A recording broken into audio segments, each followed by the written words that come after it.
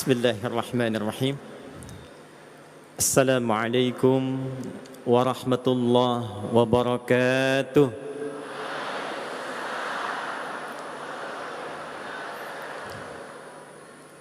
Kok agak kurang semangat ya? Assalamualaikum warahmatullahi wabarakatuh.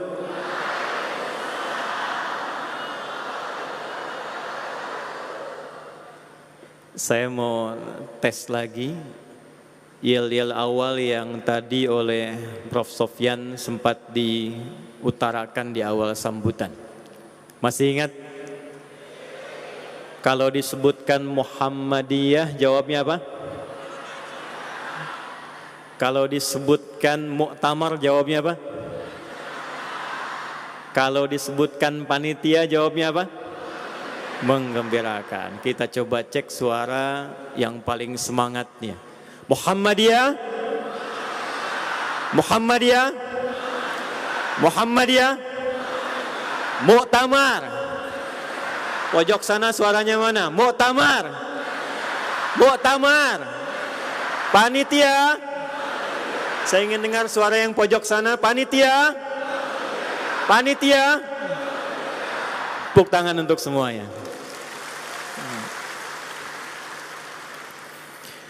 Alhamdulillahilladzi ja'alal Muhammadiyyata jam'iyyatan mubarakatan qadimatan aminah. Wassalatu wassalamu ala rasulillahilladzi wusifat ummatuhu bil Muhammadiyyah faja'alahum min syi'atihi ila yaumil qiyamah. فنصلي ونسلم على هذا النبي الكريم الأمين نبينا محمد وعلى آله وصحبه وذرياته وأمته إلى يوم الدين أما بعد فيا أحباب الله وأحباب رسوله صلى الله عليه وسلم أهل المحمدية أوصي نفسي وإياكم بتقوى الله فقد فاز المتقون فلا تموتن إلا وأنتم مسلمون فقال تعالى يا أيها الذين آمنوا اتقوا الله حق تقاته ولا تموتن إلا وأنتم مسلمون. Yang kami hormati, kami muliakan, kami banggakan guru kita semua, orang tua kita, Ketua Umum Pimpinan Pusat Muhammadiyah Profesor Dr. Haidar Nasir yang saat ini terhubung lewat online. Sekaligus bersama saya juga menyapa Ibu Siti Nurjannah sebagai Ketua Umum Aisyah. Saya sandingkan bersama-sama teriring doa dan harapan tulus.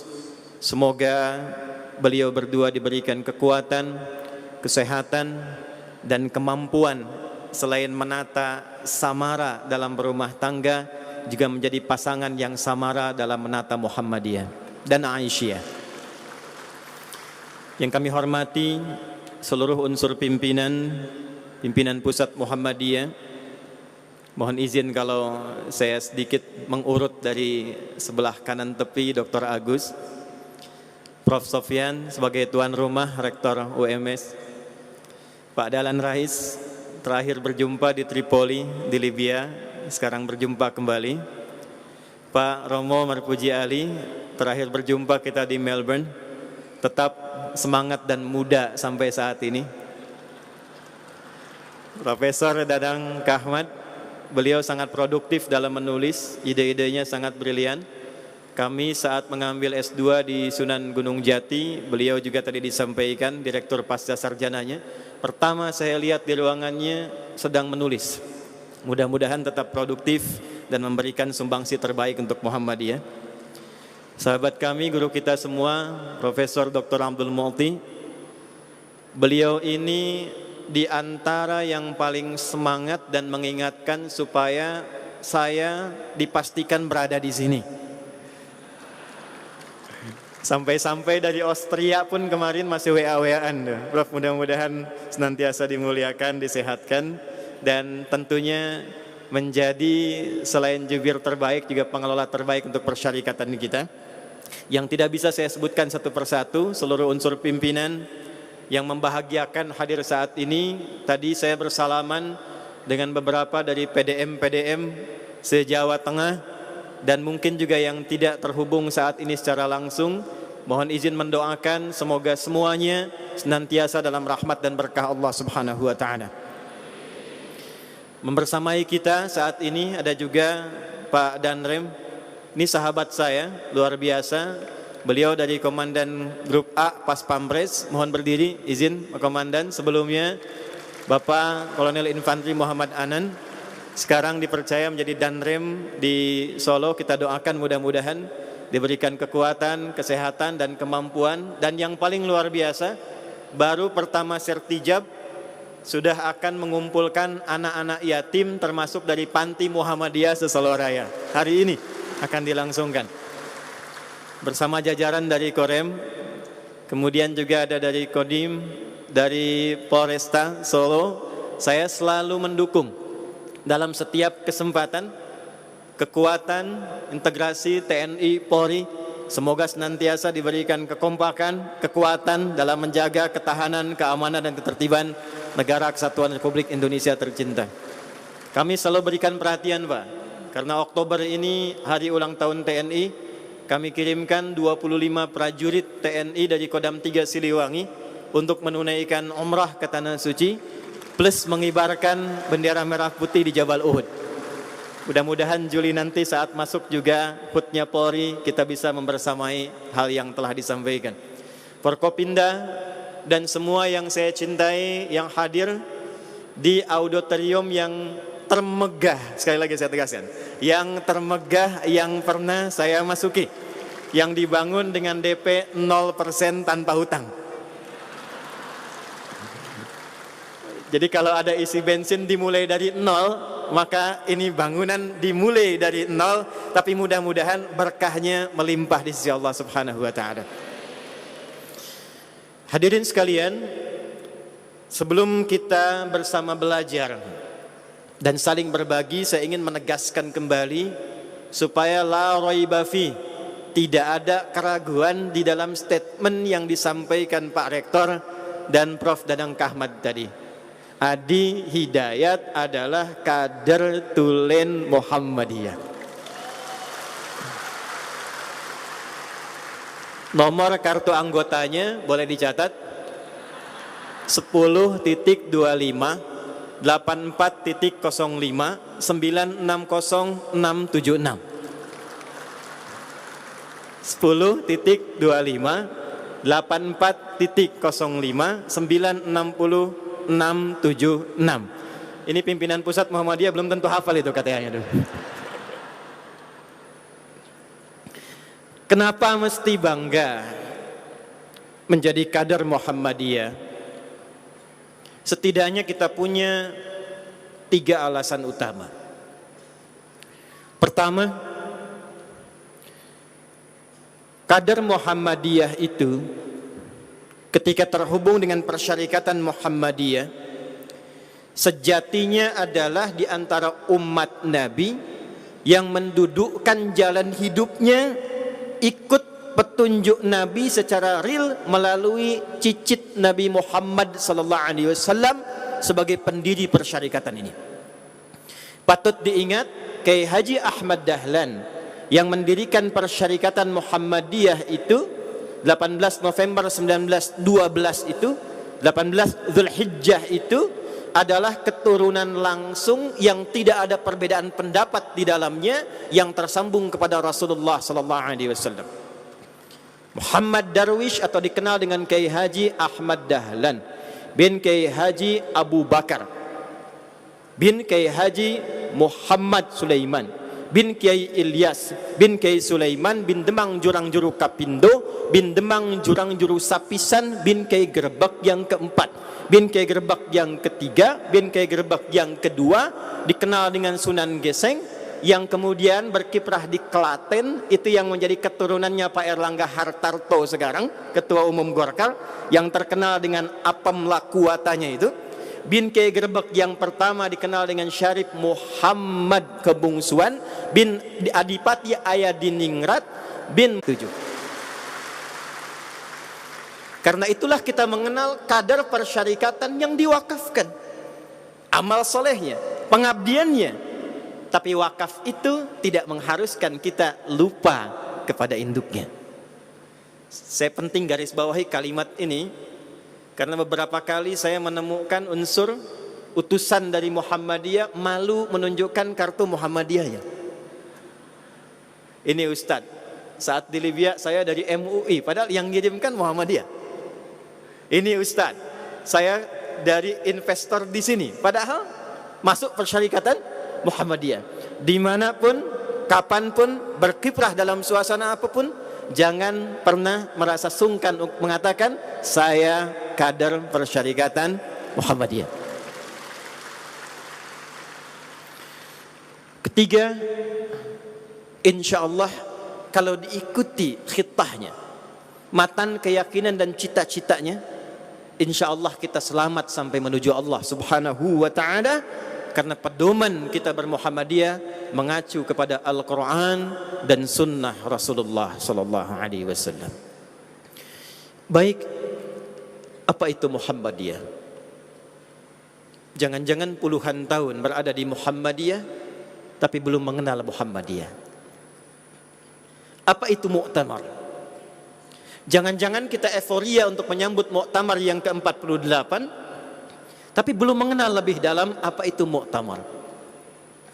Hadirin, tanpa bermaksud mengajari, menuangkan kembali apa yang orang tua kita pernah ajarkan, Muhammadiyah tidak berdiri kalimat ini kecuali tersusun dari 3 rangkaian kata dan sifat utama.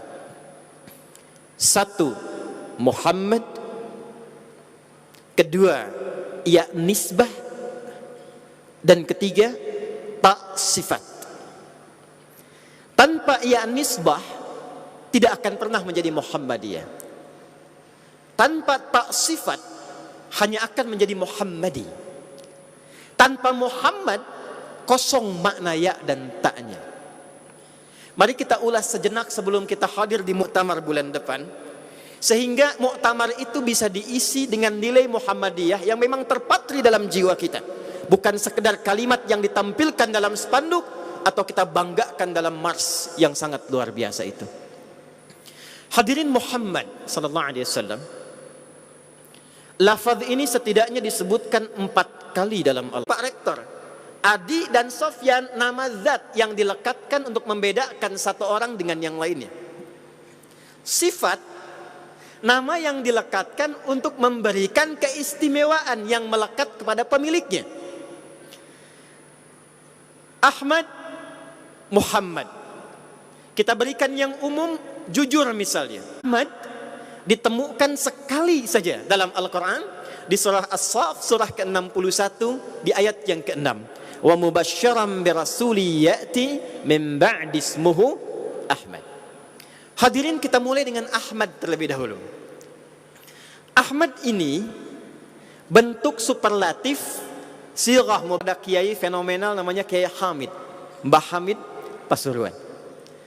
Orang Arab tidak pernah menyebutkan kata Hamid kecuali kepada seorang sosok yang tinggi nilai spiritualnya sehingga tinggi tingkat pemujiannya kepada Allah Subhanahu wa ta'ala.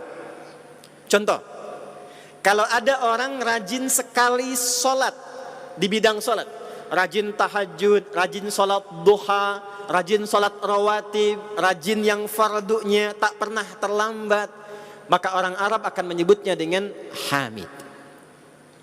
Tapi kalau bertambah kekhusyuannya, meningkat tambahan spiritualnya, rajin sholat, rajin puasa juga, rajin sholat, rajin baca Quran juga, rajin sholat, rajin berinfak juga, maka berubah namanya dari Hamid menjadi Ahmad. Kenapa beliau disebutkan di lisan Nabi Isa alaihi salam dengan nama Ahmad bukan dengan nama Muhammad? Ini penting. Karena ada segelintir orang mengaku saya nabi terakhir karena di Quran disebutkan di lisan Nabi Isa dengan nama Ahmad. Sehingga terbuka peluang yang dimanfaatkan oleh orang-orang bernama Ahmad dan tidak bertanggung jawab mengatakan sayalah nabi terakhir. Karena disebutkan di Quran dengan nama Ahmad. Hadirin, Nabi Isa menyebutkan cirinya Ahmad untuk memberikan kesan bahwa nabi terakhir yang datang setelah saya ini, nabi terakhir yang akan hadir setelah saya ini, karena waktu itu viral di zaman Nabi Isa alaihissalam, yang jaraknya hanya 600 tahun ke era Nabi Muhammad sallallahu alaihi wasallam, itu viral diduga Nabi Isa itu nabi terakhir. Karena ada sebagian ciri di nabi terakhir yang melekat pada kepribadian Nabi Isa alaihissalam, yaitu sifat kasihnya. Kasih yang luar biasa. Rasa sayang yang sangat luar biasa. Rasa memuliakan yang tinggi. Sehingga ketika ada berita ciri Nabi akhir zaman punya nilai kasih yang tinggi, maka sebagian menduga ini nampaknya Nabi terakhir. Kata Nabi Isa, bukan. Bukan saya yang Nabi terakhir. Bukan saya Rasul penutup, tapi Rasul penutup yang akan datang adalah sosok yang tidak bisa ditandingi oleh Nabi dan Rasul sebelumnya, khususnya dalam tingkat penghambaannya kepada Allah Subhanahu wa ta'ala. Gak bisa disaingi. Nabi Isa salat, Bu. Quran surah ke-19 di ayat 31 sampai 33. Nabi Musa salat. Quran surah ke-20 Taha ayat ke-14. Nabi Ismail salat, Quran surah 19 ayat ke-55. Nabi Zakaria saat minta keturunan itu dilakukan dalam salat, Quran surah ke-3 Ali Imran ayat 38 sampai dengan 39. Tapi salatnya Nabi Zakaria, salatnya Nabi Musa, salatnya Nabi Isa, salatnya Nabi Ismail alaihi salam tak mampu menandingi salatnya Nabi Muhammad sallallahu alaihi wasallam. Sahih Al-Bukhari an Sayyidati Aisyah radhiyallahu taala anha ummil mu'minin, diriwayatkan di dalam Sahih Al-Bukhari dari Sayyidah Aisyah radhiyallahu taala anha, datang beberapa orang sahabat, di antaranya Abdullah bin Mas'ud radhiyallahu taala anhu, berkonsultasi pada Sayyidah Aisyah bertanya, kaifa kanat salatu Rasulillah sallallahu alaihi wasallam? Fokus. Duhai ummul mukminin, bagaimana sih salat malamnya Nabi sallallahu alaihi wasallam? Saking ingin ditirunya. Maka kata Sayyidah Aisyah, lihat Al-Bukhari nomor hadis 2010 sampai dengan 2012, sebelah kanan dari atas sampai ke bawah. Yang 2012-nya dari Umar bin Khattab radhiyallahu taala anhu. Kata Sayyidah Aisyah, la tas'al an husnihinna wa tulihinna. Jangan tanyakan bagaimana bagus dan baiknya serta panjangnya salat Nabi Muhammad sallallahu alaihi wasallam. Yusalli arba'an, thumma yusalli arba'an, thumma yusalli thalathan. Memang salatnya pertama kelihatan 4 kali selama denganku, kata beliau. Lalu 4 rakaat lagi, lalu witir 3 rakaat, tapi jangan tanya panjang dan bagusnya. Penasaran? Setiba dari situ, mengikuti Nabi di malam-malam berikutnya, lalu salat di belakang Nabi sallallahu alaihi wasallam. Abdullah bin Mas'ud radhiyallahu taala anhu, Ubay bin Ka'ab radhiyallahu taala anhu, beberapa sahabat yang lainnya. Begitu salat di belakang Nabi, rakaat pertamanya Al-Baqarah 100 ayat. Dikira ruku', lanjut sampai dengan 286 ayat. Dikira akan ruku', lanjut Ali Imran 200 ayat. Dikira akan ruku', lanjut An-Nisa 176 ayat. 5 juz 4 halaman rakaat pertama, baru kemudian ruku'. Besoknya mereka semua tidak ikutan lagi. Itulah Ahmad. Itulah Ahmad. Pengalaman Sayyidah Aisyah, tiduran di samping Nabi, malam-malam terbangun karena tangannya menyenggol kaki Nabi, lalu melihat Nabi kakinya sudah bengkak-bengkak. Begitu salam ditanya oleh Sayyidah Aisyah radhiyallahu taala anha, ya Rasulullah au bima ma'na? Bima hakadha? Ya Rasulullah, kenapa masih salat sampai kaki bengkak begini? Afalam takun madmuna? Afalam takun ma'suma? Bukankah engkau sosok yang sudah dijamin dengan surga? Satu-satunya Rasul di muka bumi yang sebelum wafat jaminan surganya sudah turun, Nabi Muhammad sallallahu alaihi wasallam. Turun surah inna a'tainakal kautsar. Satu-satunya Nabi belum wafat, ayat surganya sudah turun. Tapi di balik jaminan surga yang paling indah dan tingkat tertinggi ini, itu beliau masih menunaikan sholat sunnah yang rakaat pertamanya kakinya sampai bengkak.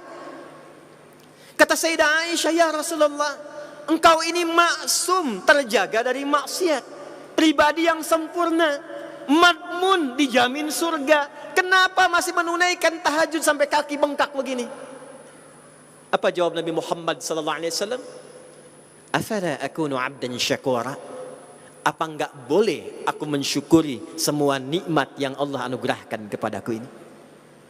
Karena itulah Nabi Isa alaihissalam tidak menamai beliau ini dengan nama Muhammad, tapi menyebutnya dengan nama Ahmad, untuk memberikan kesan Rasul yang datang setelah saya, yang paling hebat, yang paling tinggi makomnya di hadapan Allah, yang paling khusyuk dan dalam ibadahnya pada Allah subhanahu wa ta'ala.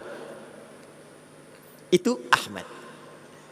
Jadi kalau ada orang yang ingin menjadikan dirinya berusaha khusyuk, meningkatkan ibadah ritualnya kepada Allah, maka orang Arab menyebutnya dengan Hamid. Kalau dia semakin semangat, maka orang Arab meningkatkan statusnya dengan Ahmad. Kita punya salah satu tokoh Muhammadiyah namanya Pak Ahmad Tafsira. Boleh jadi tingkat ibadahnya tinggi kepada Allah subhanahu wa ta'ala. Jadi setiap yang disebutkan namanya melekat Ahmad, itu artinya hubungan dengan Allah itu kuat dan baik dengan cara meningkatkan ibadah ritual kepadanya. 2. Muhammad. Hadirin, kata Muhammad itu asalnya dari kata Mahmud. Bentuk tunggalnya Mahmud, superlatifnya Muhammad.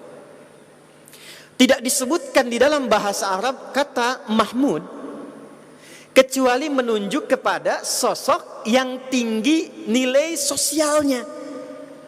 Jadi kalau yang pertama Ahmad itu hubungannya hablum minallah, garisnya vertikal. Kalau Mahmud itu sifatnya hablum minan nas wal makhlukat, sifatnya sosial, dimensinya sosial. Ada orang yang rajin berbagi, itu Mahmud. Ada orang yang rajin membantu, itu Mahmud. Ada orang yang toleran sifatnya, itu Mahmud. Ada orang yang suka menyatu dengan orang lain untuk mengerjakan kebaikan-kebaikan, itu Mahmud. Kalau kita kumpulkan semua sifat-sifat sosial ini yang memiliki tanda baik terhadap manusia, baik terhadap makhluk, nilai sosialnya tinggi, menjaga budaya dengan baik, maka diakumulasikan sifat ini dari nama Mahmud menjadi Muhammad. Dari nama Mahmud menjadi Muhammad. Kenapa Nabi Muhammad SAW disifati juga dengan Muhammad?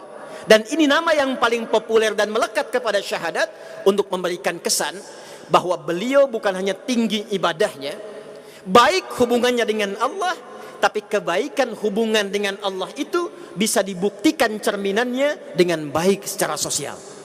Jadi dalam Islam itu tidak diakui sesungguhnya kesempurnaan ibadah seorang muslim secara ritual kalau tidak dibuktikan dengan kemuliaan sosial. Karena itu semua konsep ibadah ritual pada akhirnya adalah kemuliaan sosial. Silakan perhatikan. Kita sholat sehari berapa waktu? Halo? 5. Berapa rakaat? 17 rakaat. Apa fungsi kita menunaikan sholat? Perhatikan Quran surah ke-29 ayat ke-45. Innas salata tanha 'anil fahsya'i wal munkar. Orang yang sholatnya bagus, maka bukti keberhasilan sholatnya itu, bukti ketersambungan dia dengan Allah subhanahu wa ta'ala, ketika ada dampak sosial bagi lingkungannya. Kata Al-Quran, kalau orang sholatnya bagus, pasti pribadinya itu mulia, tercegah dari 2 potensi buruk. Dia tidak akan berbuat fahsya. Fahsya itu keburukan yang bersumber dari syahwat. Pornografi, fahsya. LGBT, fahsya. Zina, kata-kata kotor, jorok, itu fahsya. Mungkar itu keburukan yang diingkari oleh hati. Sumbernya nafsu perut dan akal. Korupsi, mungkar. Maaf, perampokan, mungkar. Penipuan, mungkar. Hoax, mungkar. Perselisihan, mungkar. Pembunuhan, mungkar. Anda itu disebut sholatnya benar kalau tidak korupsi. Anda itu disebut sholatnya benar kalau tidak bikin hoax. Anda itu disebut sholatnya benar kalau tidak saling berselisih. Anda itu disebut sholatnya benar kalau tidak LGBT. Jadi benar secara ritual harus tampak kemuliaannya secara sosial. Itulah Muhammad. Jadi ketika Nabi Muhammad disebut dengan Muhammad, ingin menampakkan kesejatian Islam itu lewat amaran real yang bisa dirasakan dalam konteks kemanusiaan. Sekarang kita rasanya kehilangan itu. Ini saya nggak tahu kalau di sini ya Prof. Sofyan ya. Beberapa tempat yang sering saya singgahi di Jakarta, di Bekasi, masih ada orang sholat keluar dari masjid kehilangan sandalnya. Ih, mana tadi sandal saya? Mana ya? Oh, yang ini rupanya. Dia pakai sandal paling bagus, padahal dia ke masjid nggak pakai sandal. Ada orang sekarang kelihatan sholat yang koruptor ada. Bahkan saat ditetapkan sebagai koruptor, pakai peci. Ada yang baru pakai jilbab ketika ditetapkan sebagai terdakwa. Sebelumnya nggak pakai. Padahal konsep dasarnya jilbab itu selain melindungi dan menetapkan sebagai bagian dari syariat, menjaga marwah dan kemuliaan sebagai seorang muslimah. Pakaian yang dikenakan itu ketika mengatakan pakaian muslim dengan nama muslim, melekatlah kemuliaan ritual dan sosialnya. Jadi Bapak Ibu sekalian, ketika disebut dengan nama Muhammad, maka dicontohkanlah oleh Rasulullah sallallahu alaihi wasallam, hidupkan Islam jangan hanya di masjid, hidupkan Islam jangan hanya ritual, tapi rasakan nilai keislaman itu dalam konteks kehidupan kita bermasyarakat, berbangsa, bernegara, bahkan berdunia. Itu nilai pertamanya. Dan kalau sudah menjadi Muhammad, sekatnya sudah melampaui sekat-sekat keyakinan. Kalau kita menjadi Ahmad, sekatnya tersekat oleh sekat iman, hubungan langsung dengan Allah Subhanahu wa taala. Ibadahnya terfokus dengan la ilaha illallah Muhammadur Rasulullah, menghormati keyakinan orang lain, lakum dinukum waliyadin, fokus kepada keyakinan kita dan tidak mencampur adukan keyakinan kita dengan keyakinan yang lainnya. Karena itu mohon izin ya, ini mumpung ada juga para pimpinan pusat, tidak boleh sedikit pun ada paham dalam Muhammadiyah yang mengatakan misal semua agama sama, menuju pada Tuhan yang sama, cuma caranya beda-beda. Itu nggak boleh itu. Itu nggak boleh. Awas. Itu bertentangan dengan lambang Muhammadiyah yang tadi dituliskan itu. Asyhadu an la ilaha illallah wa asyhadu anna Muhammadar Rasulullah. Saya tidak ingin mendengar lagi ada bagian di persyarikatan mengatakan semua agama sama, menuju pada Tuhan yang sama, cuma caranya beda-beda. Prinsip kita lakum dinukum la ikraha, jangan ganggu keyakinan orang lain, hormati keyakinan orang lain, toleransi dengan agama yang dianut orang lain, jangan pernah mengganggu, jangan pernah merusak. Tapi juga jangan campur adukan keyakinan dengan keyakinan yang dianut oleh saudara-saudari kita yang lainnya. Paham? Sepakat insyaallah? Baik. Dan jangan pernah berbuat sesuatu yang bahkan menurut Quran itu bisa berdosa. Awas, hati-hati. Memaksa orang lain untuk ikut keyakinan kita itu dosa, karena melanggar Quran. Karena itu kalau lazismu datang ke tempat-tempat yang kena musibah lalu ingin membantu, jangan tanya agamanya apa, atau bikin sensasi untuk memasukkan ke dalam Islam. Saya akan masuk ke wilayah yang Kristen yang sedang kena gempa bumi, saya akan siapkan biskuit dengan merek la ilaha illallah. Begitu dimakan langsung bersyahadat, dosa. Saya hanya akan bantu kalau ia mengucapkan la ilaha illallah, dosa. Jaga keyakinan, jaga sifat Ahmad, keyakinan eksklusif kita dengan Allah Subhanahu wa taala, tapi dalam saat yang sama menghormati keyakinan orang lain. Tapi Muhammad itu beda. Dia melintasi batas-batas keimanan dalam konteks ibadah ritual. Dia melintasi batas-batas akidah keyakinan dalam konteks la ilaha illallah. Dia lebih luas sifatnya, lebih luas jangkauannya. Sehingga Nabi itu jangankan dengan muslim yang beriman, dicontohkan langsung semasa hidupnya, bahkan dengan non-muslim pun beliau berteman. Dengan Nasrani beliau bergaul, dengan Yahudi beliau berniaga. Jadi secara kemanusiaan, secara sosial, dengan nama Muhammad itu, jadikan hubungan kita dengan siapapun, terutama dalam konteks bernegara, berbangsa, bernegara Republik Indonesia, siapapun tetangga kita, siapapun teman kita, siapapun sejawat kita, apalagi ada dalam konteks Muhammadiyah, maka jangan pernah batasi pergaulan pada sekedar orang Islam saja. Hadirin, ada hadis viral. Pernah dengar hadis ini? Jika Anda masak makanan dan baunya kemudian sampai ke tetangga, maka bagilah tetangga itu walaupun hanya hafal kuahnya. Jadi ibu yang masak opor, kuahnya dibagi tetangga gitu. Itu Nabi itu perhatian sampai ke kuah-kuahnya, Bu. Kalau ibu cuma masak kuahnya saja, apalagi kan sekarang bumbu banyak ya, Bu ya. Bumbu opor, bumbu rendang, yang dimasak tempe tapi bumbunya opor. Baunya nyampe ke tetangga, tetangga kira ibu masak opor ayam, ternyata tempe. Maka bagi itu supaya tetangga gak salah paham.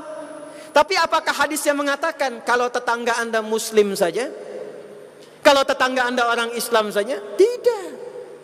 Boleh jadi ada yang tinggal di antara kita, tetangganya mungkin Kristen, tetangganya ada yang Hindu, tetangganya ada yang Buddha.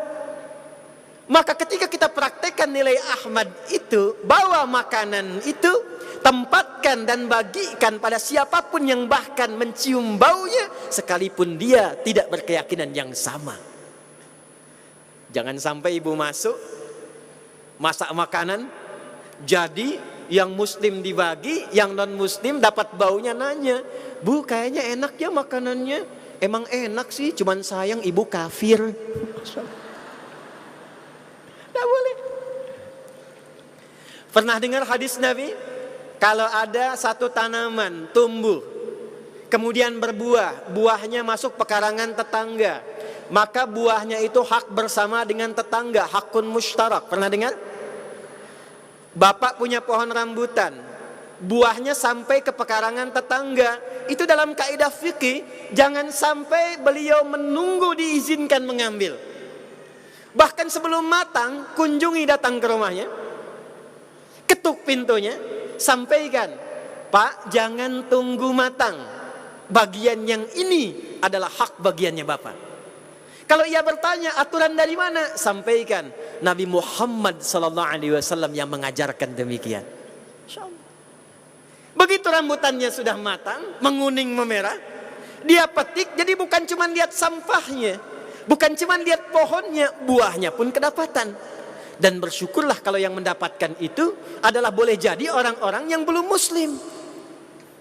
Anda bisa bayangkan ketika non muslim mendapatkan bagian itu, dan Anda katakan inilah yang diajarkan Nabi Muhammad SAW. Insyaallah besoknya ayam Anda main ke pekarangan dia nggak tahu hukum ayam beda dengan tumbuhan. Lalu dia ambil, dia sembelih, datang ke rumah kita mengatakan, terima kasih Nabi Muhammad mengajarkan untuk berbagi. Itulah Muhammad. Bapak Ibu, kalau kita ingin ikuti sifat-sifat baik sosial ini, maka tambahkan ya di ujungnya, Muhammadi. Kalau Anda ingin rinci apa saja sifat baik sosial ini yang pernah dikerjakan oleh Nabi SAW, menengok orang sakit, menyantuni fakir miskin, hadir bersama orang-orang yatim, kumpulkan semua sifatnya, tambahkan tak di ujungnya, maka satukan Muhammad ya nisbah dan ta, maka jadilah Muhammadiyah.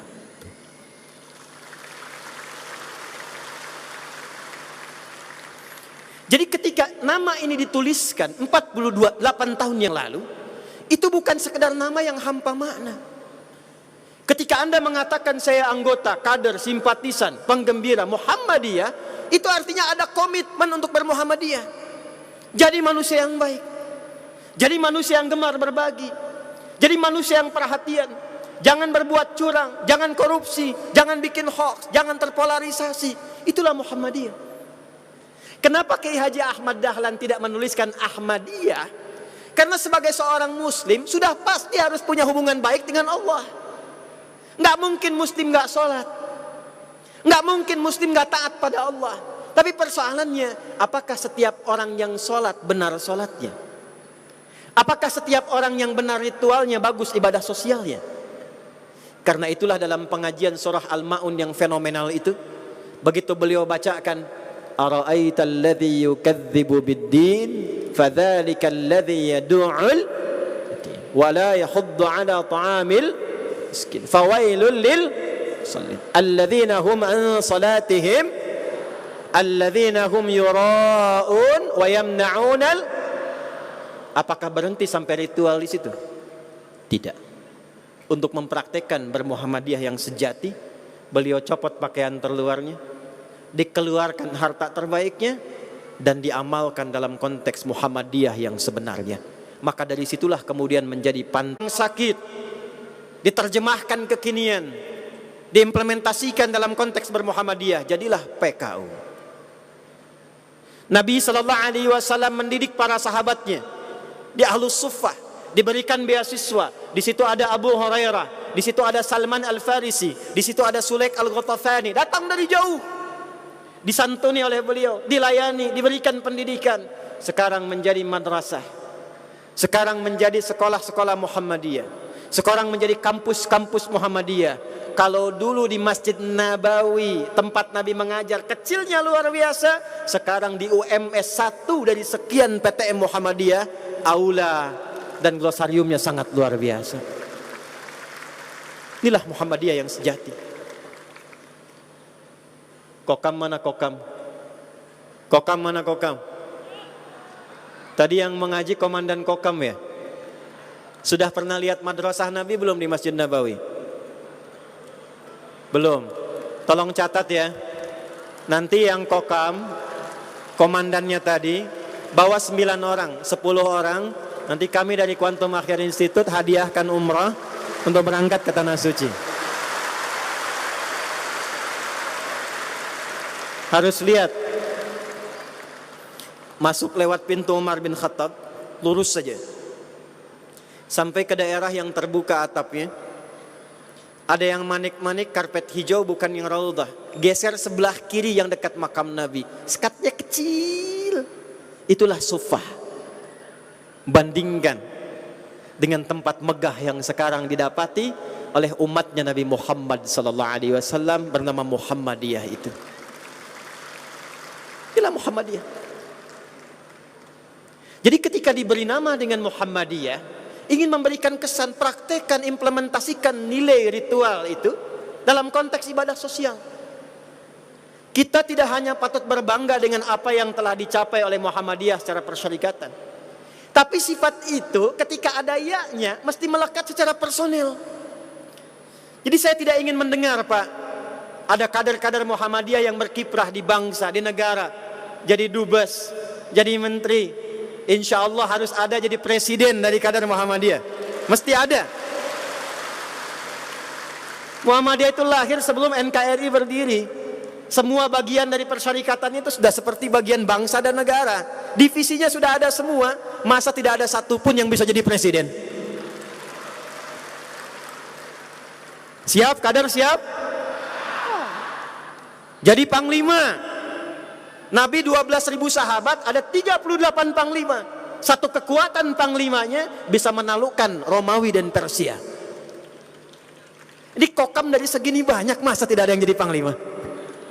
Kader Muhammadiyah, kita doakan Bang Anan nih, ya, mudah-mudahan jadi panglima ke depan insya Allah. Mesti ada. Dan lebih penting daripada itu, kehidupan di bangsa ini sekarang krisis bermuhammadiyah. Bukan dalam nama persyarikatan, tapi dalam etika dan moral. Maka Muktamar Muhammadiyah itu harus mengembalikan jati diri kita untuk menginspirasi kehidupan berbangsa dan bernegara di negeri yang kita cintai ini. Kirim pesan ke kehidupan berbangsa dan bernegara ini.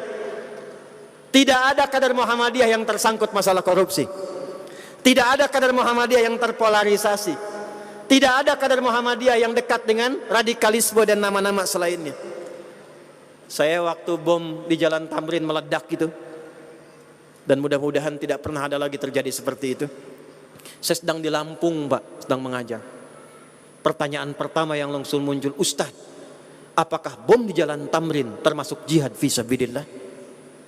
Saya bilang, Pak, sependek pengetahuan saya, jihad fisabilillah itu jihad di jalan Allah, bukan di Jalan Tamrin.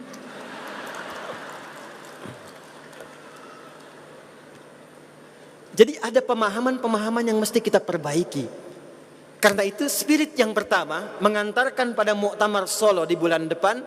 Maka sebelum kita inspirasikan kepada masyarakat luas, tanamkan dulu bermuhammadiyah di jiwa kita.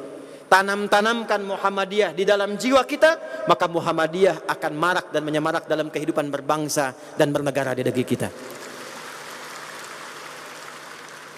Karena itu jaga pesan Kiai Haji Ahmad Dahlan, hidupkanlah Muhammadiyah, jangan cari hidup di, coba yang paling akhir kencangkan, jangan cari hidup di, nah itu.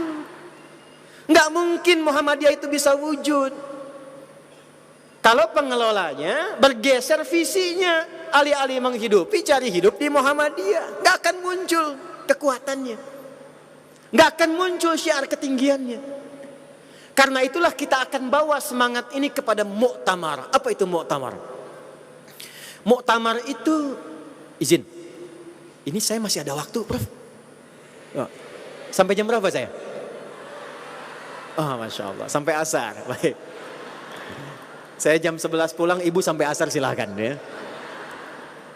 Bapak ibu sekalian, muktamar itu akar katanya dari kata i'tamara. Masdarnya, sifatnya i'timar disebut juga dengan umrah. Jadi kalau orang Arab mengatakan ana a'tamir, saya akan umrah. Dari kata ini muncul kata umur. Amara ya'muru ditambah dengan hamzah dengan ta, i'tamara, sifat maf'ulnya menjadi muktamar. Asal kata umru dan menjadi nama bagi usia yang dilekatkan kepada kita, diserap dari bahasa Arab disebut dengan umur. Padahal asalnya yang dimaksud usia itu dalam Al-Quran bukan umur, Bu, Pak, tapi namanya disebut dengan ajal. Ajal itu batas usia yang Allah berikan kepada kita sampai akhir berkehidupan, itu ajal.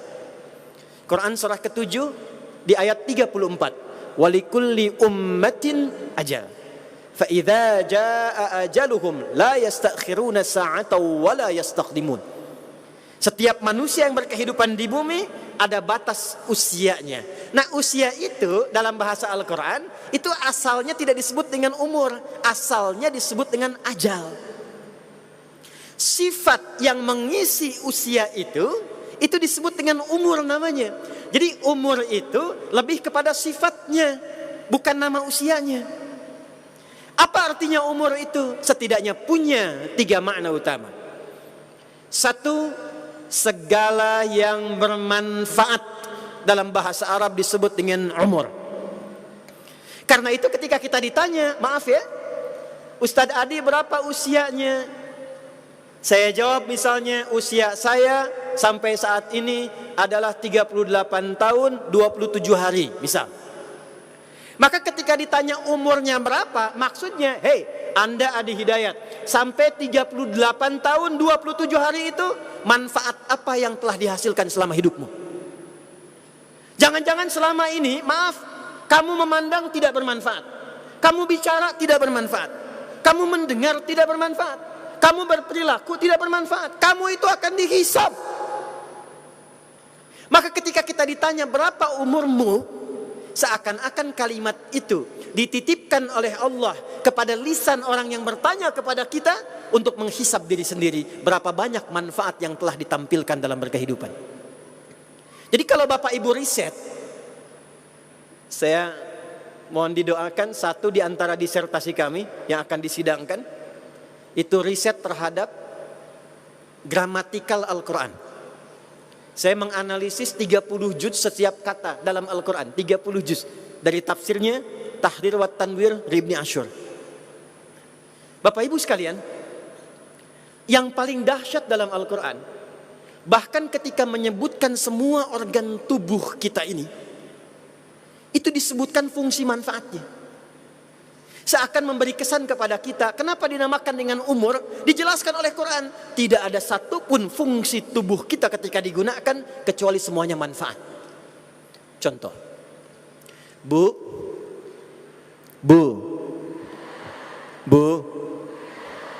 apa fungsi mata? Melihat. Kalau cuma melihat, kambing juga melihat. Ayam juga melihat. Mata ibu dengan mata elang tajam mata siapa? Elang setajam-tajamnya, matanya tidak dihisab. Mata kita dihisab. Anak ayam kelihatan oleh elang yang terbang tinggi. Ibu naik pesawat Garuda, anak sendiri tak nampak di bawah. Tapi matanya dihisab.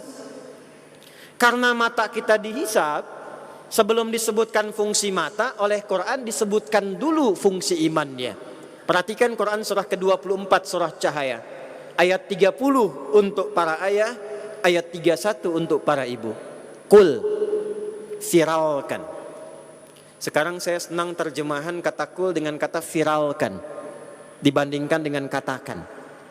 Sebab sekarang musim viral. Kalau sudah viral bisa like, share, and comment. Qul viralkan Muhammad sallallahu alaihi wasallam li'ibadiyalladzina qul lil mu'minina yaghuddu min absarihim. Viralkan Muhammad sallallahu alaihi wasallam kepada setiap pria-pria yang masih merasa punya iman dalam dirinya, yakin Allah pencipta yang akan menghisabnya.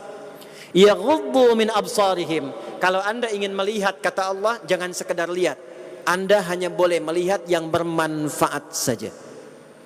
Tak baik menurut Allah, palingkan. Makanya dalam fikih Islam itu ada fikih yang mengatur penglihatan. Ada gambar-gambar yang gak boleh dilihat. Ada tema-tema yang gak boleh dilihat. Ada bentuk-bentuk yang gak boleh ditatap. Kata Quran, kalau gak baik, palingkan. Ini proyek gak bagus, palingkan. Ini sendal bukan punya saya, palingkan. Ini bagian bukan bagian dan hak saya, palingkan. Sepanjang yang dilihat bukan manfaat, kata Allah, palingkan. Itulah fungsi mata. Jadi kalau cuma melihat, jangankan manusia, binatang pun melihat. Bedanya penglihatan binatang dengan manusia, kata Allah, manusia hanya melihat, apalagi punya iman yang bermanfaat, yang mampu dia lihat. Turun ke lisan. Apa fungsi mulut? Halo, apa fungsi mulut? Berkata yang baik-baik. Karena itu ketika bertutur oleh Allah itu jangankan manusia biasa, jangankan manusia biasa, apalagi yang mengatakan saya beriman, itu langsung ditegaskan oleh Allah sebelum lisannya, imannya disebutkan terlebih dahulu. Ya ayyuhalladzina amanu, hei semua yang beriman tanpa kecuali dimanapun dia berada, yang dekat, yang menengah, yang jauh. Ya, disebutkan 361 kali dalam Al-Quran untuk menjangkau semua tanpa kecuali. Ayyuha disebutkan 150 kali dalam Al-Quran untuk memberikan penguatan dan penegasan akan informasi yang disampaikan. Alladzina disebutkan 1080 kali dalam Al-Quran untuk menjangkau semua kalangan tanpa kecuali. Laki-laki, perempuan, tua, muda, besar, kecil, apapun jabatannya. Kata Allah, saya tidak peduli siapapun kalian, sepanjang masih merasa punya iman. La yashar qaum min qaum. Gunakan lisanmu untuk bertutur yang baik, jangan saling mencela. La yaghtab ba'dukum ba'dha. jangan bikin hoax. Man kana yu'minu billahi wal yaumil akhir falyakul khairan aw liyasmut. Siapa yang merasa beriman dan dihisab di hari kiamat dia yakin, katakan dengan lisannya yang baik, kalau tak mampu dia diam. Inilah umur. Inilah umur. Jadi umur itu kalau dikatakan kepada kita, tarik kepada nilai manfaat yang mampu kita persembahkan selama berkehidupan. Kalau ini kita tekadi, saya bertekad ingin melahirkan manfaat. Saya bertekad ingin mengeluarkan sesuatu yang punya banyak maslahat. Maka dalam ilmu sharaf tambahkan alif dan ta pada kata asalnya. Amara tambah alif di depannya, tambah ta di tengahnya, berubah menjadi i'tamara. Isim maf'ul yang menghadirkan sifat penguat di dalamnya berubah menjadi mu'tamar. Jadi mu'tamar disebut mu'tamar bukan hanya menghadirkan keramaian. Kalau ramai di stadion juga ramai. Kalau ramai di pasar juga ramai. Tapi umat Muhammadiyah tidak menghadirkan keramaian kecuali membawa manfaat yang bermaslahat untuk negeri kita tercinta. Jadi jangan sampai membahas sesuatu di muktamar kecuali bermanfaat. Jangan sampai terpilih pemimpin-pemimpin yang menakhodai Muhammadiyah kecuali orang-orang yang memiliki nilai maslahat. Jangan sampai dibahas beberapa kebijakan kecuali ada manfaat dan maslahat bagi warga persyarikatan serta lingkungan sekitarannya. 1. 2. Kata umur juga berarti sesuatu yang melahirkan kesuksesan dan kebahagiaan. Karena itulah ibadah yang melatih sukses dan bahagia disebut dengan umrah. Ibadahnya. Umrah kan cuma 4 Pak ya. Ritualnya, pokoknya. Miqat dengan niat. Tawaf, sa'i, kemudian apa? Tahallul. Niat memantapkan tekad. Lalu berangkat dengan tawaf. Berapa putaran Bu? 7 putaran. Baik, dimulai dari apa? Hajar Aswad. Berhenti di mana? Di Hajar Aswad lagi. Perhatikan baik-baik. Bukankah saat tawaf dari Hajar Aswad melewati makam Ibrahim? Ada bacaannya kan? Ya. Subhanallah walhamdulillah wala ilaha illallah wallah. Pernah enggak kita riset kenapa bacaannya itu? Kenapa sampai makam Ibrahim? Kenapa tidak diteruskan? Itu rahasianya ada di surat Maryam. Ini tolong di antara kita saja ya. Rahasianya di antara kita saja. Bukan nanti surah Maryam dari ayat 49 bahkan dari 47 sampai dengan ayat 50. Nabi Ibrahim itu perjuangannya tidak biasa. Untuk menebarkan nilai-nilai kemuliaan Islam, maaf, sampai berpisah dengan keluarga. Terusir dari tempat beliau dilahirkan. Teraniaya dalam banyak tantangan-tantangan. Tapi beliau masih bertekad untuk meneruskan dan menebarkan nilai kemuliaan itu. Lalu apa yang terjadi? Ketika konsistensi untuk menyebarkan risalah Allah itu ditempuh dalam nilai kemuliaan, maka jangankan yang diminta sekarang, yang mustahil pun menurut manusia itu bisa terjadi. Beliau punya istri pertama Sayyidah Sarah divonis secara medis tidak mungkin memiliki keturunan. Maka apa yang terjadi? Turunlah kemudian berita dari Allah Subhanahu wa taala. Ketika beliau mengucapkan subhanallah walhamdulillah wala ilaha illallah wallahu akbar, apa yang turun? Falamma i'tazalahum wa ma ya'buduna min dunillahi wahabna lahu ishaq. Ketika Ibrahim alaihissalam konsisten menepikan segala yang buruk, yang mungkar, mengerjakan segala yang ma'ruf. Masih ingat Muhammadiyah motonya apa? Menegakkan amar ma'ruf nahi mungkar. Tinggalkan yang mungkar, kejar yang ma'ruf. Apa yang terjadi? Wahabna lahu ishaq. Kami berikan kepada Ibrahim alaihissalam yang mustahil menurut manusia yang mungkin terjadi. Yang tidak mungkin terlahir dari rahim seorang perempuan yang divonis mandul, maaf, dan monofo secara medis. Kata Allah, kami berikan ishaq dan dari Ishak akan lahir keturunan-keturunan yang lainnya. Karena itulah ketika kita tawaf dari Hajar Aswad sampai ke makam Ibrahim, kita mengevaluasi perjuangan apa yang telah ditempuh selama ini. Ada tantangan, ada rintangan, kadang-kadang ada perbedaan-perbedaan, kadang-kadang ada kesulitan-kesulitan yang tidak mudah diatasi. Tapi ketika bersandar kepada Allah, sampai dengan makam Ibrahim kita katakan subhanallah, walhamdulillah, wala ilaha illallah, wallahu akbar. Kata Allah, silahkan minta apapun yang ingin engkau minta. Kalau benar bacaanmu tadi, aku berikan. Maka dari makam Ibrahim sampai dengan rukun Yamani tidak ada bacaan khusus. Kita boleh minta bahkan dengan bacaan kita. Silahkan minta apa saja. Minta jabatan yang maslahat silahkan. Minta anak lulus ujian silahkan. Minta sukses pekerjaan silahkan. Tapi apa yang diminta kadang-kadang berupa keinginan. Kadang-kadang kalau kita minta dunia saja, akhiratnya belum tentu baik. Betul? Ibu kalau sudah punya sepeda pengen minta apa? Sudah punya motor minta apa? Sudah punya mobil minta apa? Sudah punya pesawat minta apa? Sepeda belum dipakai ibadah kok minta pesawat. Sepeda kok yang baru dipakai olahraga tiap subuh, yang belum pernah dibawa ke masjid, yang dihisab itu akan ditanya oleh Allah, belum dipakai ibadah sudah minta motor. Itulah dunia.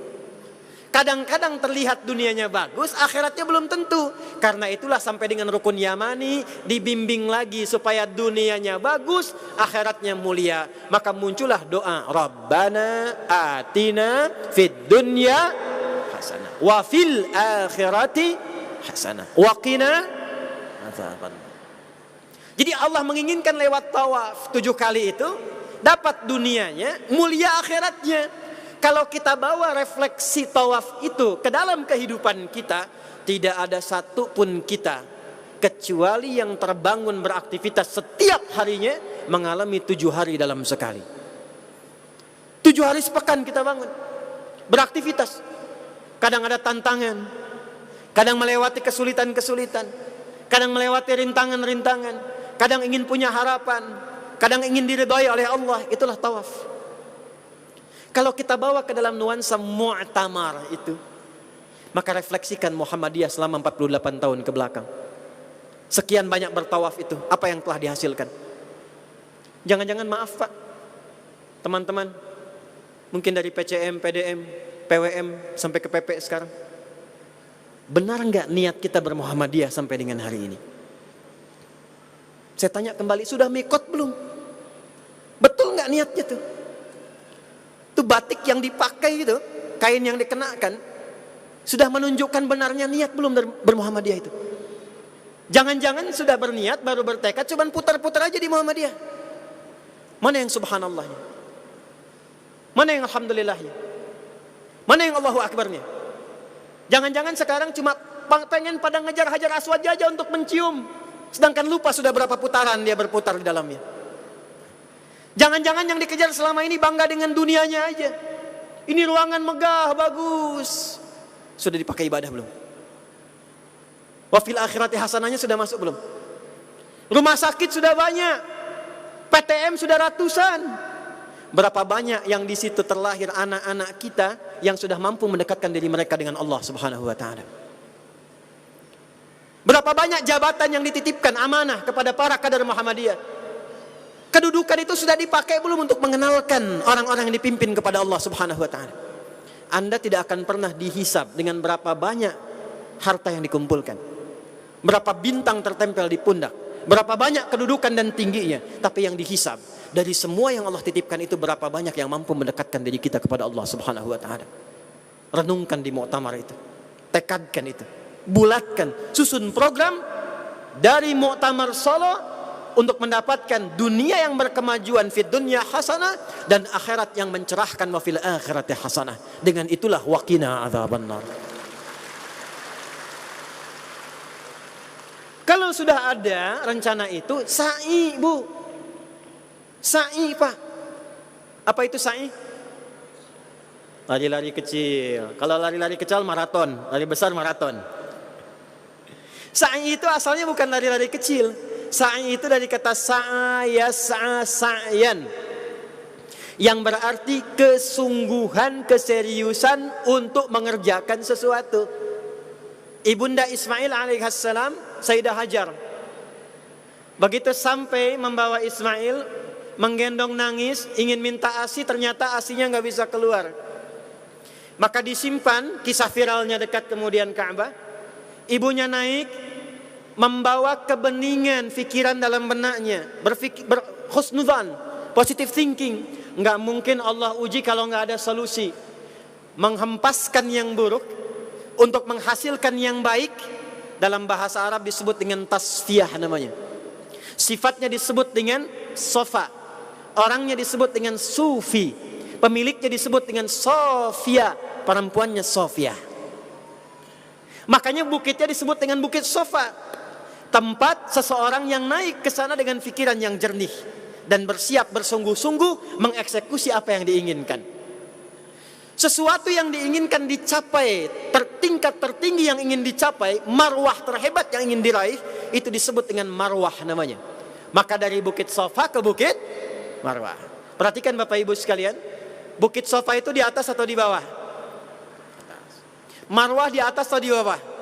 Di atas. Bukankah untuk ke Marwah kadang harus turun dulu dari bukit? Setelah itu ada 2 lampu hijau, lalu kemudian lari-lari kecil. Setelah itu apakah langsung dapat air yang diinginkan itu? Tidak. Naik ke atas ternyata oasenya Fata Morgana. Turun lagi, naik lagi, turun lagi. 7 kali naik turun, ternyata yang dapat airnya itu anaknya.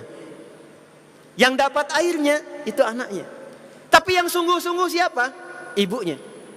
Yang sa'i siapa? Ibunya. Untuk siapa? Anak keturunannya.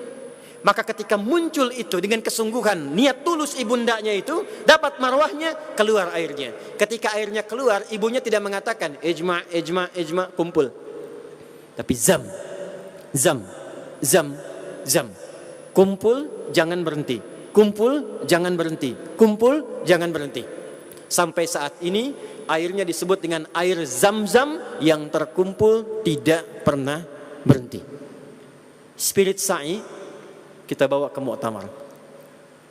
Selain merumuskan aktivitas Muhammadiyah ke depan, melahirkan resolusi-resolusi terbaik yang bermanfaat, maka siapkan diri kita untuk bertekad tangguh mengeksekusi amanat muktamar dengan penuh kesungguhan seperti sa'i yang dilakukan dalam umrah itu. Dan tanamkan pada diri kita untuk siap mental.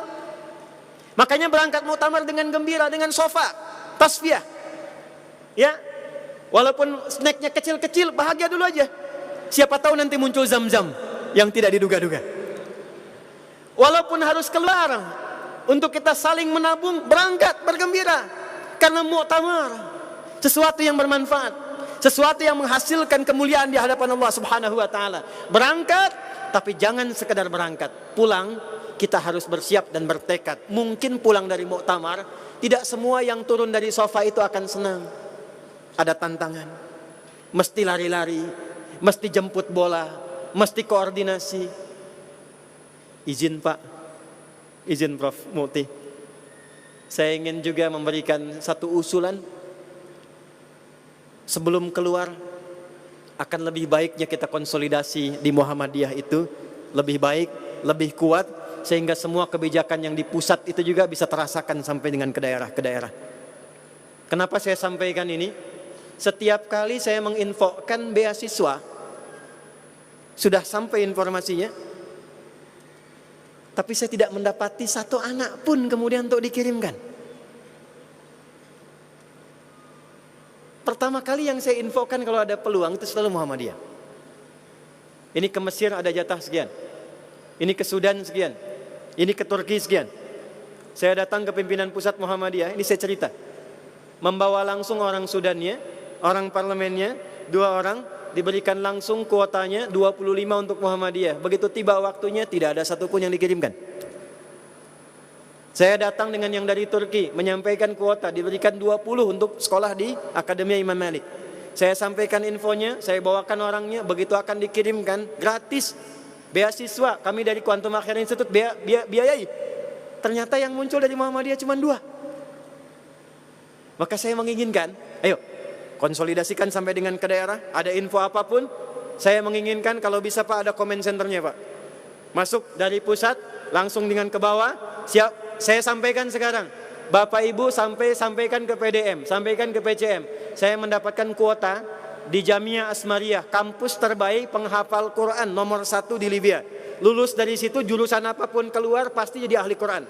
Kemampuannya bukan hanya baca sampai dengan nulis. Rektornya langsung memberikan kepada kami 40 kuota. Saya berikan 30 kepada Muhammadiyah. Di forum ini saya beri waktu, dalam waktu sepekan saya pengen 30 nama itu sudah ada di tangan saya. 30 nama itu sudah ada di tangan saya. Dan mohon kirimkan yang bahasa Arabnya cukup bagus dan punya basic Quran ya Pak.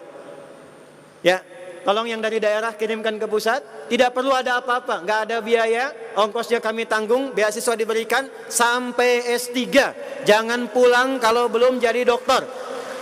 Isi majlis tarjih, isi majlis tabligh, linkkan ke setiap majlis, ke tiap divisi yang ada di Muhammadiyah, sehingga kita punya kader-kader yang otoritatif di bidangnya dan punya kemampuan yang mendunia insya Allah.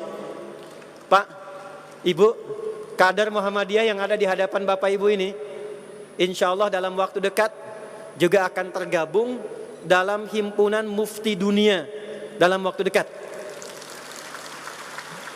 Insya Allah kami akan berkumpul para mufti dari Eropa, dari Afrika, dari Asia, ya, itu akan berkumpul di Turki, dan salah satu yang dinominasikan untuk hadir di situ membersamai itu adalah kader Muhammadiyah dengan nomor 10.258405960676. Kader Muhammadiyah yang berdiri di hadapan Bapak Ibu ini juga diminta secara formal 3 hari kemarin untuk menjadi salah satu pengurus bahkan pemimpin di Islamic Center di London, di Inggris.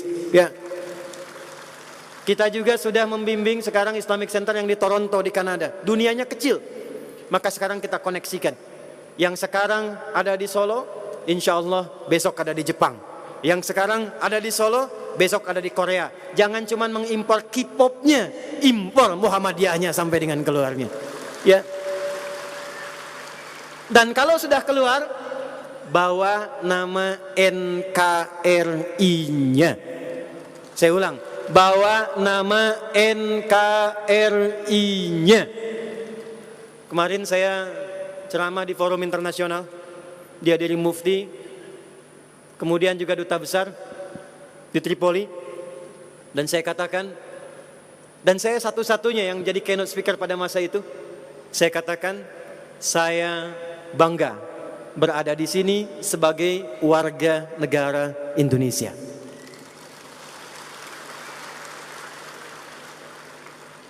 Terakhir, kalau kita bertekad sungguh-sungguh, kita gembirakan muktamarnya, maka setelah kita rasakan semuanya enak, nikmat, tibalah tahallul. Tibalah tahallul. Akarnya dari kata halal, ahalla yuhillu halalan, kemudian menjadi tahallala dengan tambahan tak di depannya, tambah tasdid sebelum ujungnya. Halal lawan dari haram secara fikih. Tapi halal itu asalnya sesuatu yang terurai menjadi lurus kembali. Jadi kalau ada benang kusut, kemudian kita urai dan lurus kembali, itu orang Arab mengatakan hillul ahbal, benangnya lurus lagi. Kalau ada masalah yang membuat diri kita kusut, bukan kita ya, ada masalah yang membuat seseorang itu kusut dan diurai kembali, maka orang Arab mengatakan hillul mushkilah. Kenapa ada hukum halal? Karena secara fikih nggak ada masalahnya. Makanan halal nggak ada masalah, silahkan makan. Pekerjaan halal nggak ada yang kusut, silahkan kerjakan. Kalau semua yang halal itu sudah membuat kita enak, tidak ada masalah lagi, kita gembira, kita tenang, kita nyaman, kita bisa mengoptimalkan apa yang bisa kita inginkan, maka berubah katanya menjadi tahallala, sifatnya menjadi tahallul. Orang umrah senang karena selesai umrahnya, dapat jaminan kenyamanan, kebaikan, siap berusaha, maka ia bertahallul, potong bagian rambutnya sebagai gambaran cerminan dari tuntunan syariatnya, tapi maknanya dengan tahallul itu ia siap bergembira. Dengan tahalul itu ia siap senang dan tenang. Dengan tahalul itu ia siap mengoptimalkan apa yang telah ia dapatkan. Para peserta muktamar, setelah selesai muktamar, setelah melahirkan resolusi, setelah hadir semua kebijakan, maka bergembiralah. Pulang ke daerah masing-masing dengan gembira, pulang ke daerah masing-masing dengan riang, tapi disertai kesiapan untuk mengamalkan apa yang telah diamanatkan dalam muktamar kelak insyaallah. Itulah muktamar, itulah Muhammadiyah, tinggal tekadnya kembali kepada kita untuk mengoptimalkan, menggembirakan dan mengamalkan apa yang kita cita-citakan. Siap insyaallah? Muhammadiyah, Muhammadiyah, memajukan, Muhammadiyah, memajukan, muktamar, muktamar, mencerahkan, muktamar, mencerahkan, panitia, menggembirakan, panitia, menggembirakan, panitia. menggembirakan. Masya Allah. Tepuk tangan untuk semua. Jadi saya lapang. Dan insya Allah kami akan melihat jadwal juga. Bila berkesesuaian, kami juga akan bisa membersamai acara muktamar yang berlangsung di Solo ini lagi. Dan siap untuk dipanggil kapan saja jika Muhammadiyah memang menginginkan anaknya untuk berada di lingkungannya. Harus siap. Kadar Muhammadiyah itu negara panggil, siap. Bangsa panggil, siap. Apalagi Muhammadiyahnya yang panggil, siap Pak. Kapan saja dibutuhkan, kapan saja diperlukan. Kalau bisa jangan anaknya yang minta, bapaknya siap, insya Allah kami datang. Yang terakhir, saya ingin tegaskan kembali, Bapak Ibu sekalian, jaga nama itu sampai kita kembali kepada Allah dengan penuh kebanggaan, bukan hanya dengan namanya, tapi dengan amal yang telah kita titi selama bermuhammadiyah dan kembali kepada Allah dengan penuh kemuliaan. Mudah-mudahan dipertemukan dengan Kiai Haji Ahmad Dahlan, dengan Nyai Ahmad Dahlan, juga dengan datuknya Nabi Muhammad SAW. Kita semua dalam kemuliaan dan dalam kebaikan insyaallah. Saya ingatkan kembali kokam, saya berjanji tadi 10 orang. Silahkan nanti disiapkan, sampaikan kepada staf kami. Yang kedua, tadi saya ikut untuk berdonasi. Saya ingin sebelum meninggalkan kampus ini sudah ditransfer insyaallah. Mohon diingatkan untuk kami transferkan sebelum pulang. Yang ketiga, ada kuota 30 orang. Saya menginginkan sepekan ini sudah ada namanya. Kalau bisa yang penghafal Quran dan juga punya dasar bahasa Arab. Terima kasih. Saya menyayangi dan mencintai Bapak Ibu sekalian. Mohon maaf atas kekurangan yang mungkin didapatkan. Dan saya akan membersamai panti-panti yatim, baik yang Muhammadiyah ataupun sesolo raya di Makorem sore hari ini. Mudah-mudahan acara berjalan lancar, ada kebaikan. Dan saya ingin terakhir tolong berikan plus untuk TNI dan Polri yang ada pada kali ini. Baik. Terima kasih, mudah-mudahan TNI Polri kuat, jaya, bersinergi. Apapun yang diperlukan dari kami 100% Pak. 24 jam kita bersinergi untuk negara kesatuan Republik Indonesia kita tercinta. Terima kasih, tunjukkan Muhammadiyah menginspirasi, muktamar kita mencerahkan dan berkemajuan. 12 Rabiul Awal Nabi SAW dilahirkan dengan titik cerah menuju sang pencerah dan pencerahan. 12 Rabiul Awal Nabi hijrah ke Madinah. Tiba di Madinah 12 Rabiul Awal Nabi membawa risalah berkemajuan.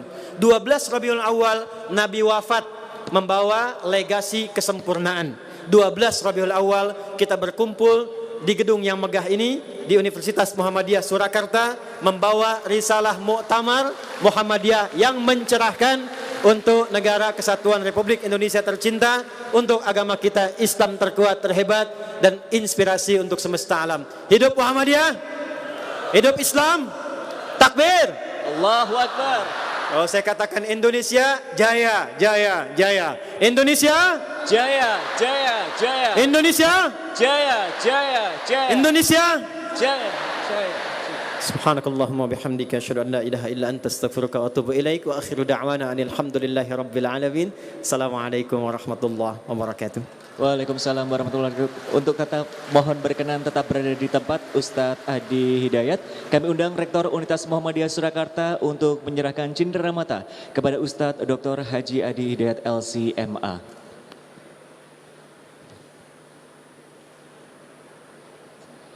Setelah penyerahan cenderamata nanti akan kami persiapkan untuk foto sebanyak 3 sesi. Untuk itu sesi yang pertama kami undang Bapak Haji Dadang Kahmat, kemudian Bapak Haji Dahlan Rais, Bapak Haji Agus Taufikur Rahman, Bapak Haji Marpuji Ali, kemudian Komandan Korem 074 Wirastratama, Komandan Grup 2 Kopassus, Komandan Pangkalan Udara Adi Sumarmo, Bapak Haji Abdul Mukti, Bapak Haji Sofyan Hanif, Ibu Siti Aisyah, Ibu Marsina Sakir untuk sesi foto yang pertama bersama dengan Ustadz Adi Hidayat. Hadirin kami mohon untuk tetap duduk di tempat masing-masing.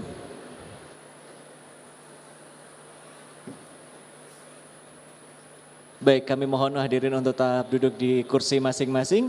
Dan untuk foto sesi yang pertama kami undang Bapak Haji Dadang Ahmad, Bapak Haji Dahlan Rais, Bapak Haji Agus Taufikur Rahman, Bapak Haji Marpuji Ali, Komandan Korem 074 Wirastratama, Komandan Grup 2 Kopassus, Komandan Pangkalan Udara Adi Sumarmo, kemudian Bapak Haji Abdul Mukti, Bapak Haji Sofyan Hanif, Ibu Siti Aisyah dan Ibu Masuna Sakir untuk sesi yang pertama.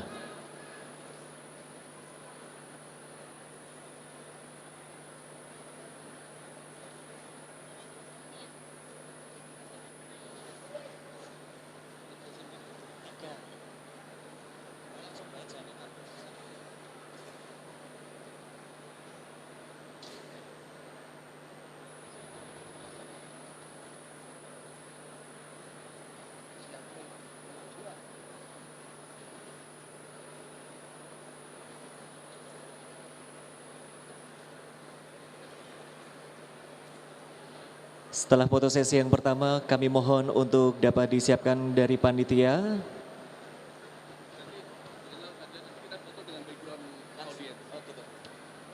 Dan nanti kita juga akan foto dengan audiens ya. Mohon bersabar para audiens untuk bersabar terlebih dahulu. Kemudian foto sesi kedua, kami persilahkan untuk naik ke panggung Bupati Wonogiri, Bupati Boyolali, Ketua Pimpinan Wilayah Muhammadiyah Jawa Tengah, Dandim Sesoloraya, Kapolres Soloraya, kemudian Bapak Nurul Yamin untuk sesi kedua. Untuk sesi yang pertama apabila sudah selesai kami persilakan untuk duduk kembali. Baik, untuk sesi pertama sudah selesai, kami persilahkan untuk duduk kembali dan mohon berkenan Ustadz Adi Hidayat tetap berada di tempat. Kami undang untuk foto sesi kedua Bupati Wonogiri, Bupati Boyolali, Ketua Pimpinan Wilayah Muhammadiyah Jawa Tengah, Dandim Sesoloraya, Kapolres Sesoloraya dan juga Bapak Nurul Yamin. Foto menghadap yang terakhir. Oh yang bareng-bareng.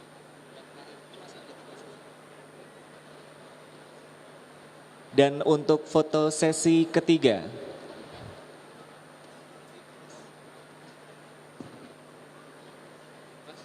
Di demo, nanti foto sesi yang itu cuma 2 atau 3 ya? 3, oke. Setelah ketiga, kita naik ke atas saja untuk kenal. foto sesi kedua yaitu bersama dengan Ustadz Adi Hidayat, Bupati Wonogiri, Bupati Boyolali, Ketua Pimpinan Wilayah Muhammadiyah Jawa Tengah, Dandim Soloraya, Kapolres Soloraya dan juga Bapak Nurul Yamin.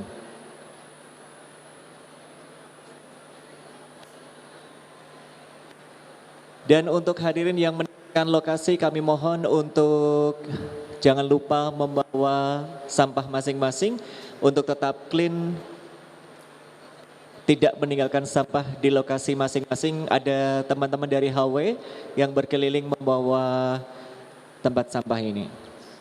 Untuk foto sesi ketiga nanti kami undang Ibu Diah Siti Nuraini, Ibu Khalifah, Ibu Listiati, Ibu Ummul Baroroh, Bapak Muhammad Dai, Bapak Ikhwan Susila, Bapak Supriyono, Bapak Harun Joko Prayitno, Bapak Bambang Sukoco, Bapak Herman Dodi, Bapak Muhammad Ishak untuk sesi ketiga berfoto dengan Ustadz Adi Hidayat. Dan perolehan sementara penggalangan dana untuk membangun dakwah di Indonesia Timur sebesar 6,7 miliar dari target 15 miliar. Ini adalah komitmen dari Lazismu Nasional dan seluruh donatur yang sudah berdonasi. Jadi sudah terkumpul sebesar 6,7 miliar. Bapak Ibu apabila ingin berdonasi silahkan menghubungi Lazismu. Kemudian untuk Bapak Ibu jangan lupa untuk membawa oleh-oleh untuk sesi ketiga, foto sesi ketiga bersama Ustadz Adi Hidayat, Ibu Diah Siti Nur Aini, Ibu Khalifah, Ibu Listiati, Ibu Umul Baroroh, Bapak Muhammad Dai, Bapak Ikhwan Susila, Bapak Supriyono, Bapak Harun Joko Prayitno, Bapak Bambang Sukoco, Bapak Herman Dodi, dan juga Bapak Muhammad Ishak untuk berfoto.